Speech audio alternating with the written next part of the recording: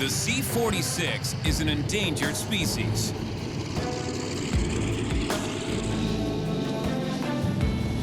In the whole world, there are only a dozen of these old warbirds still flying, and 3 of them are flown by Buffalo Airways, where C-46 co-pilots are also becoming an endangered species. Who do you want to put on the 46 as a co-pilot? You need somebody now, so. Buffalo just landed a potentially big mining contract for the C-46, and they need to train a new co-pilot. And it's going to be 10 trips. Okay. When's Andrew back? He's like 26 or something. 26, okay. But their top prospects are unavailable. Well, you need a co-pilot, and I'm leaving on, like, Friday. So. To Justin Simley, the company's chief pilot, there are no obvious candidates.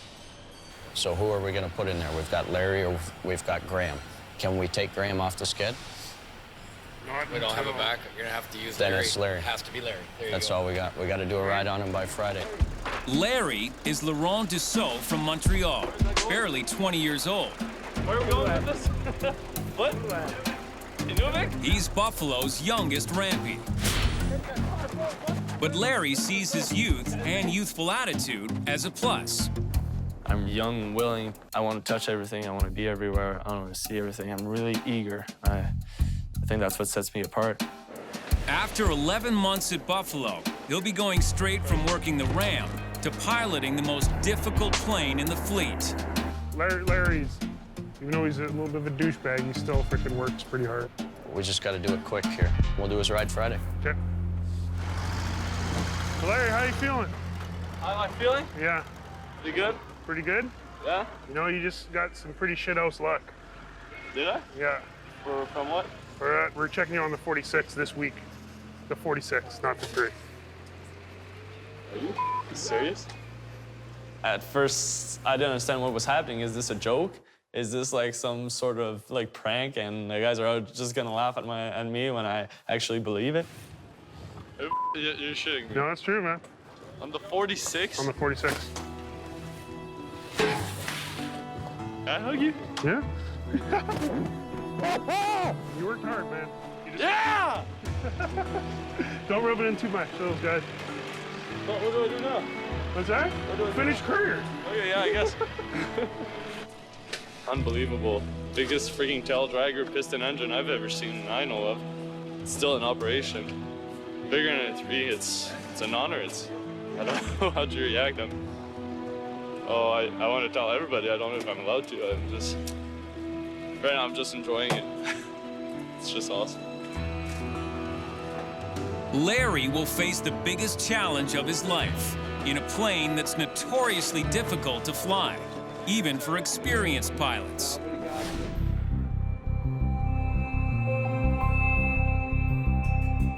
The next morning, Buffalo gets the C-46 ready for the new job, flying supplies to a mining camp near Yellowknife.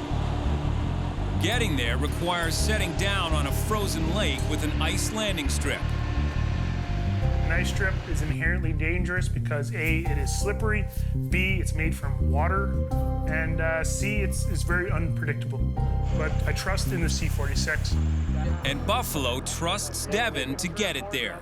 They're in need of fuel and general goods, so we're doing a couple trips today, and if we do well, it's most likely can turn into 20, 30 trips on the ice strip. Until now, the mining camp's been using much smaller planes. Devin wants to show the customer that the C-46 can handle 4 times the payload without needing to expand the ice strip. 150 foot wide, 3,800 feet. It's pretty good for the 46. Perfect airplane for the job. Right now, the contract is for just 3 short trips that the crew will finish today. But if Devin can prove to the client that the 46 is the best option, he can turn the job into a big multi-week contract. We'll be in the air in 15, 20 minutes. You just try to show them how much we can actually bring in and save money for them.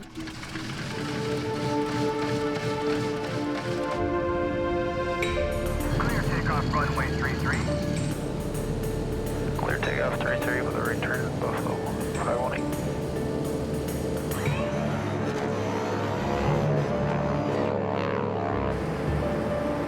Nice day. Beautiful. Devin and First Officer Ian Bottomley climbed to cruising altitude. The 46 is handling nicely, even carrying its maximum cargo load. Feels beautiful the way she's loaded. Yep. Yep.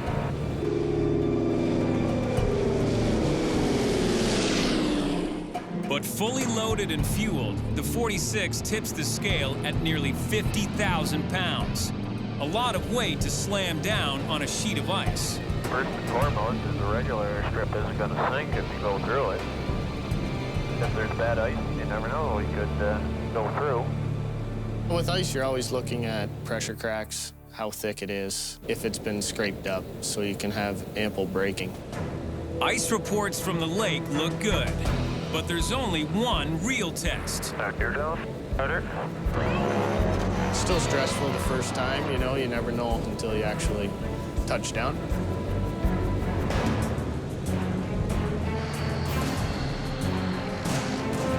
$90.91.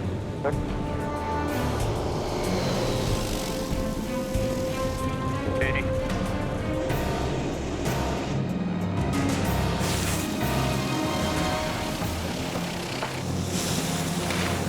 The strip is exactly what Devin was hoping for. Very nice strip. Yeah. Go, boys.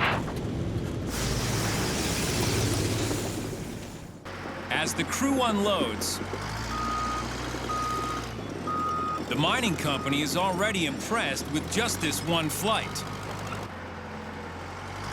The next load, we're going to have 33 barrels. And they want to up the contract.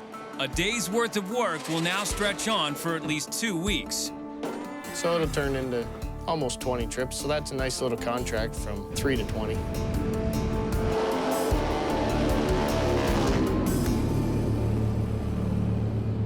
The C-46 crew gets back to work. Oh, we're going on another flight. Co-pilot Ian Bottomley is heading back to the ice strip with his new student in tow. Devin and Ian will be preparing Larry for his big co-pilot test, only 3 days away. It's about the steepest learning curve a pilot could imagine, especially one like Larry, who's only logged a couple of hundred training hours in a much smaller plane. Well, I've said it before and I'll say it again.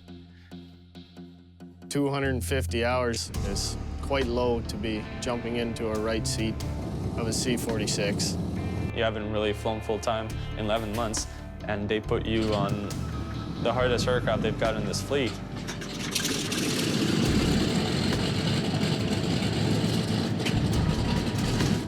Pretty scary.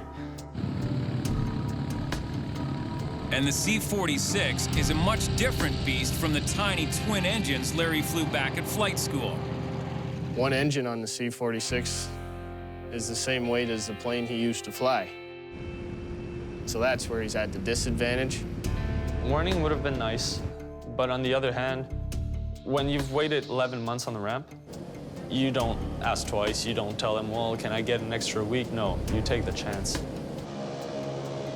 Larry's rarely even sat in this cockpit. Now, he needs to watch everything and learn, because tomorrow, he'll be flying in the co-pilot seat. Out at the ice strip, the crew is almost finished with the latest load, which means the newest crew member is about to face his first big test. Larry flew here as an observer.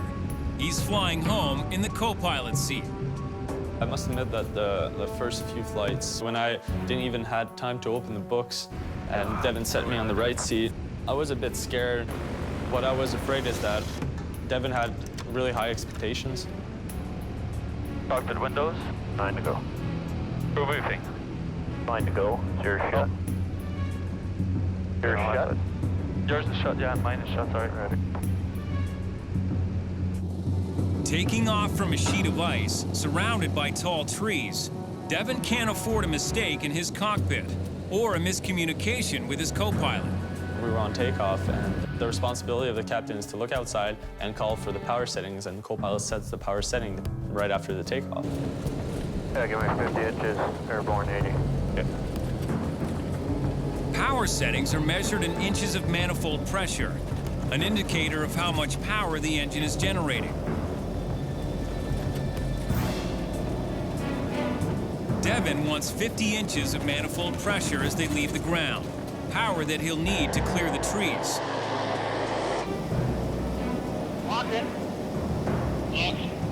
Larry sets the throttle to 50 inches, as requested. He's holding it there, but he doesn't set the friction knob to lock it in place.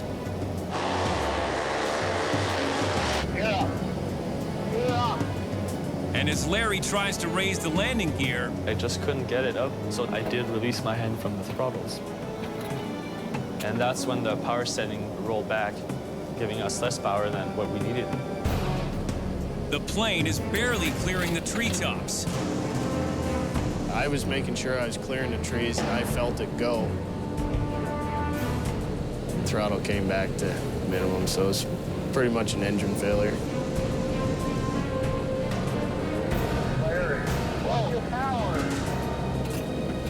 Devin takes over just in time. What are you doing? All right. I thought that he would have known to lock the throttles, but no. Man, that's gonna kill us. I'm trying not to hit the trees. Obviously, I got into a lot of trouble, I think, for a full 45 minutes of flight. This is what you're gonna do. You're gonna follow the throttles up. When I tap them, lock them. Okay. And don't let go of the power. Absolutely. Oh, you're killing me. I got Devin yelling at me and just basically telling me how dangerous this situation could have been. It's gonna be a big learning curve, so just sit there and take it all in. That's for sure. You'll never do it again. You got yelled at a little bit about a few little things, but you know what? Tough shit. Larry might be learning from his mistakes, but with the check ride only 2 days away, he doesn't have time to make any more. The next day, Buffalo's C-46 crew prepares for takeoff on the Norman Wells airstrip. They're finishing up today's food and mail run. And Norman Wells at Buffalo 328, taxi for 29. Now, Larry has one last chance to get some more experience. Ignition switches. Fuel flow. Controls. With Gord leaving, it's even more urgent to license Larry as a new C-46 pilot. He takes his flight test tomorrow. As far as manifold pressure goes today, 50 inch should be good. Sure. Larry needs to prove he's learned from his last big mistake. This time, he'll keep the power locked. Buffalo 328, roger. Have a good night. Devin wants to see how well Larry really knows his plane. He sets up a simulated malfunction. He pulls the fuse on the pitot heater. What's wrong with your airplane? I'm sorry? What's wrong with your airplane? What's wrong with your airplane? Oncoming air is channeled into the pitot tubes and provides the reading of the plane's airspeed. Pitot heaters are essential to prevent ice buildup, which can restrict or block the airflow. That can lead to inaccurate readings in the cockpit. What's wrong with your airplane? What's wrong with it? Power setting is good. Gauges are in the green. I wouldn't be able to tell you what's wrong with it. Well, you better. If we're in cloud right now, we're in a world of trouble. Maybe that's a little bit of a hint. Function's good. Stars are good. Your airspeed is at like 140 and dropping, Larry. My airspeed is at 140 and dropping. And he tells me, this is happening. I'm like, no, it's not. What are you talking about? And I thought it was true stuff that he was telling me, 130. 120. 110. Oh, if my airspeed is 100. We're gonna go down. 80. Trying to build some airspeed. 70. No. 60. You just stalled. You're dead. It's staring at your rate. Clear blue eyes, man. What are those? Go heat? Yeah.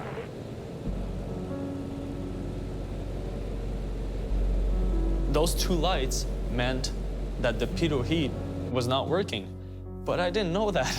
And if a pilot's airspeed is off, You just stalled this airplane from 9,500 feet straight down into the ground. It's not just flying a plane, Larry. You gotta know where the stuff is. I can understand that he feels like in a freaking kindergarten, and there's a 20-year-old guy that shows up right next to him, doesn't know anything about the aircraft.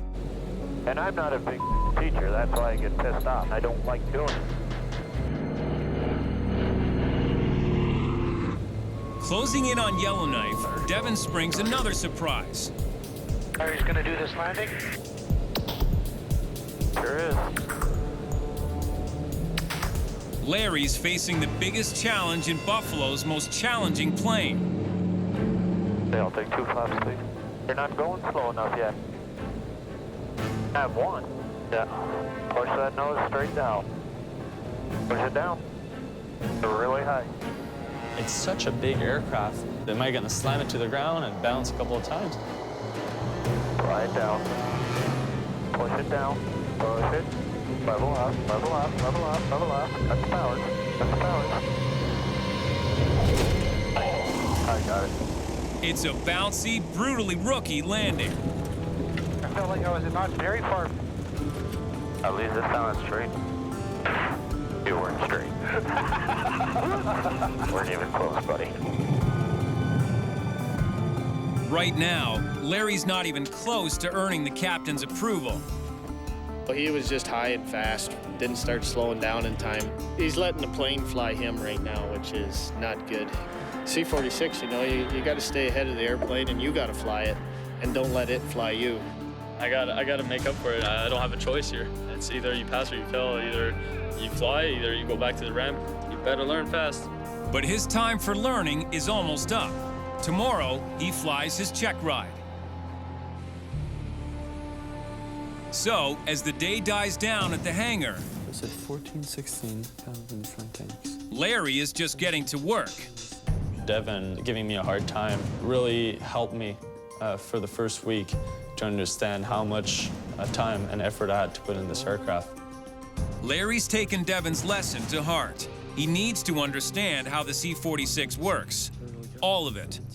244 imperial gallons in the centers. Right now, he's trying to make sense of the 46's fuel system. So this year... This is only one part of 5 critical systems in an incredibly complicated 65-year-old machine. Now the engine-driven pump is supposed to maintain pressure between 17 and 19 psi in the system. And finally, that night, I remember it was 100% study and nothing else, because the next day was the actual checkout test. It's either pass or fail, so you better work as hard as you can. So, fuel system is pretty much done. Now we can go on to the oil system. It's gonna be a long night.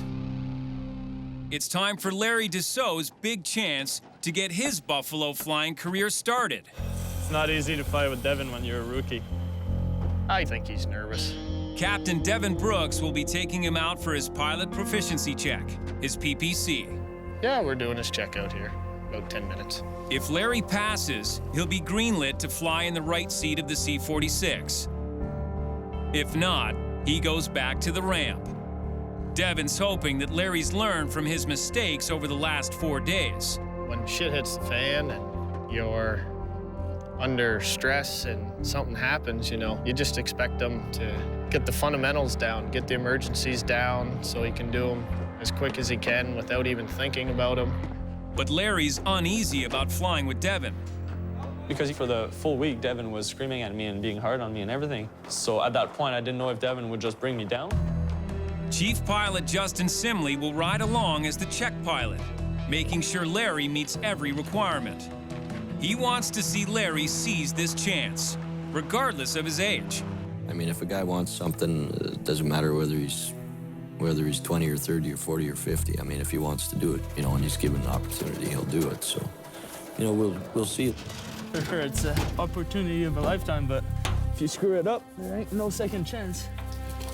After less than a week of prep, Larry has to prove himself to 2 of Buffalo's most experienced captains. On the most unforgiving plane in the fleet, and just maybe in the entire world. What's your lineup? Roger, lineup checklist. So yes, the odds were, I think, against me. When you skip steps, well, yes, most of the odds are going to be against you. It's your responsibility to prove everybody that it was the right decision.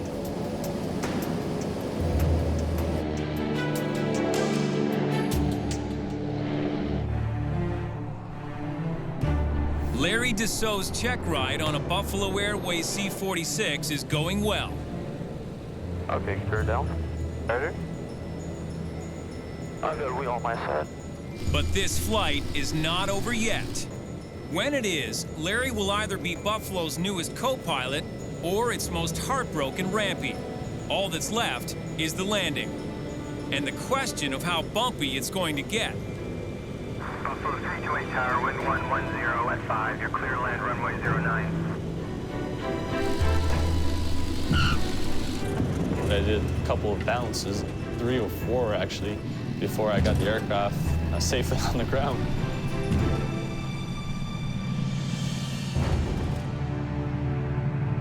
It was far from perfect. Sorry. Don't need to say sorry to us, because you're going to be bouncing for the next year, I guarantee it. But the result of Larry's test is written all over his face. Good for you. You just did good. Better than I thought you would. Larry surprised me on his check ride. He's been studying. Yeah, it went pretty good. Good for him. Devin was really more of a coworker, really a friend in that cockpit. He really helped me, and it's probably because of him that I passed. Can't believe it. Yeah! Rights. Not only have I succeeded on my checkout, but I've succeeded on an aircraft that is beyond any dream I had to fly. I'm just so happy. It's incredible just to think that I get this opportunity. This is his break. He's 20 years old. He's now a first officer in a C-46. And that's pretty cool. I would bet that he's the youngest first officer in a long time, at least since Back to the War on one of those airplanes. My baby. My girl now.